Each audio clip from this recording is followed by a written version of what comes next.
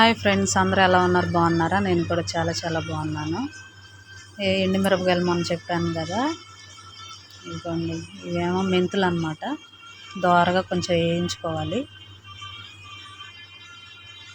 ఇందులో చూడండి, ధనియాలు, జీలకర్ర రెండు రెండు కలిపి వేయించాను అన్నమాట.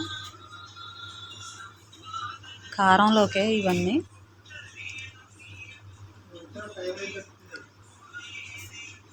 వీడియోలో చూపిస్తున్నాను కదా, ఈ మెంతులు కూడా వేగినాయి. ఇందులో పోసేస్తున్నాను.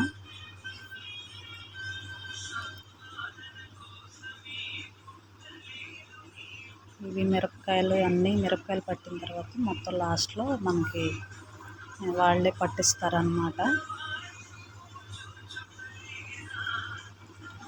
ఎల్లిపాయలు అన్నీ గర్భాలన్నీ ఒలిసేసాను అన్నమాట. ఇలా